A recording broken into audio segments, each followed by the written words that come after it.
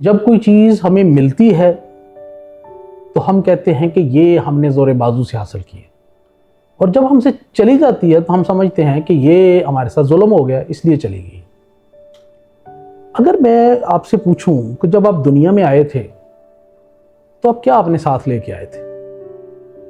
आप तो बिल्कुल नंगे थे, ना आपके पास कपड़े थे, ना आपके पास ये इस तरह का सोफ़ा था, ना कुर्सी थी, ना इस तरह की जूती थी, ना इस तरह की घड़ी थी, ना इवन आपके सर पे बाल थे इस तरह के, ना मूछें थी इस तरह की, ना दांत थे आपके, ना आपके पास गाड़ी थी, ना आपके पास घर था। नंगे पटोंगे आप आ गए थे, वो जो है ना कपड़े में लपेट के आपको उधर लटा दिया था। तो अगर उस वक्त सर पे बाल नहीं थे तो बात गंजे हो जाते हो तो रोने वाली गल तो कोई नहीं। Still you have a body. तो अगर उस वेले दंद नहीं सन तो बाद अगर आहिस्ता आहिस्ता दंद झड़ना शुरू हो जाते तो पिटन की जरूरत नहीं है कि दंद क्यों चले गए। तो स्यापा पिट स्यापा हर चीज का करने की जरूरत है, because what ever you have it is a bonus. आपका तो इस पे क्लेम ही कोई नहीं।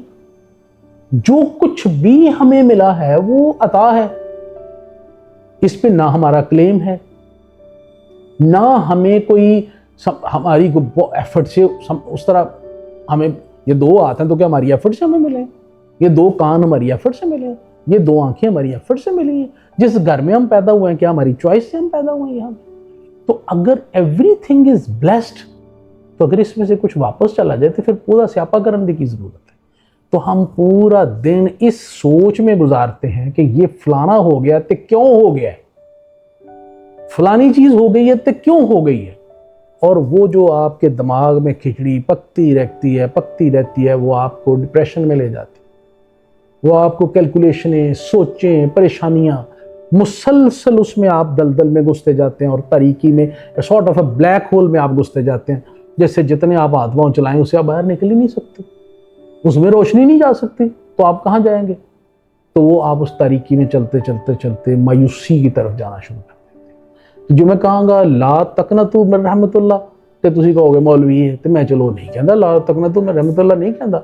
मैं सिर्फ इन्ना ही कहना कि जे तुसी आए नंगे बटुंगे सो तो इन्ना कुछ तुहानू मिल गया है, तो अगर उहदे चों कोई 1% वापस चला गया तो उहदे ते पिटन की जरूरत नहीं है। वो भाई जो है उसको एंजॉय करें, live what ever you have with. तो उसका फायदा क्या होगा? आपको सुकून आना शुरू हो जाएगा, आप में कंटेंटमेंट आना शुरू हो जाएगी, आपकी जो एंग्जाइटी है वो खत्म होनी शुरू हो जाएगी, आपका जो डिप्रेशन है वो खत्म होना शुरू हो जाएगा, आपके दरमियान दिमाग जो हर वेले 99 का चक्कर चलता रहता है ना वो खत्म होना शुरू हो जाएगा। आपके ज़हन में जो दूसरे से छीनने का है ना वो खत्म हो जाएगा, जो हसद है आहिस्ता आहिस्ता खत्म होना शुरू हो जाएगा, जो कीना है बुग़्ज़ है वो खत्म होना शुरू हो जाएगा, इससे मैं छीन लूँ वो खत्म हो जाएगा। तो उसका फायदा क्या होगा?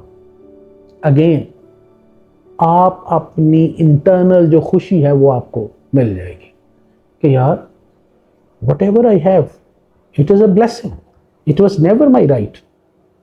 ये तो इसमें मेरा किसी सूरत में भी हक एस्टेब्लिश ही नहीं होता, ये तो अता है। तो अता है तो फिर मौज करिए, ये तो खुश होइए, ये तो शुक्र अदा करिए, फिर पिटन की जरूरत की दी, रोन की जरूरत की है? हाँ, it is very difficult. We are linked with emotions. तो हमारा जब कोई अजीज दुनिया से चला जाता है तो ज़ाहिर है तकलीफ होती है।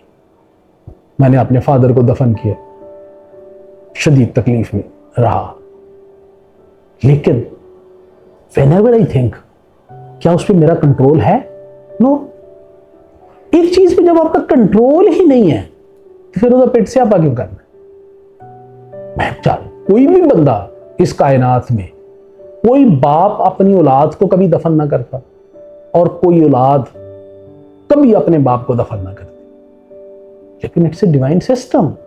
तो once you don't have control over that फिर उधर रोना धोना करने की जरूरत है, उदे आस्ते हर वेले मुंह पैड़ा बना के बैठने की जरूरत की है।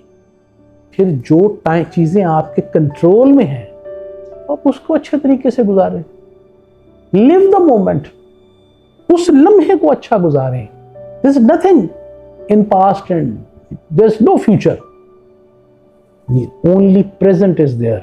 ये लम्हा सिर्फ है बस, दैट्स इट। और ये मैंने बात की है, ये खत्म हो गया, गुजर गया। इस लम्हे को गुजारने की कोशिश करें।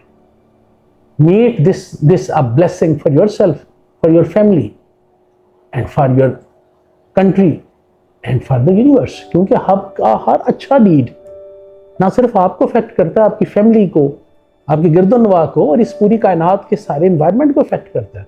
और इसी तरह आपका बुरा भी इसको अफेक्ट करता है। जिस तरह अच्छा एक नूर की रोशनी डालता है, इसी तरह बुराई की डांट भी पूरी कायनात में कहीं ना कहीं कुछ हिस्से को, आपको तो स्याह कर ही रही है, किसी हिस्से को भी स्याह कर रही है।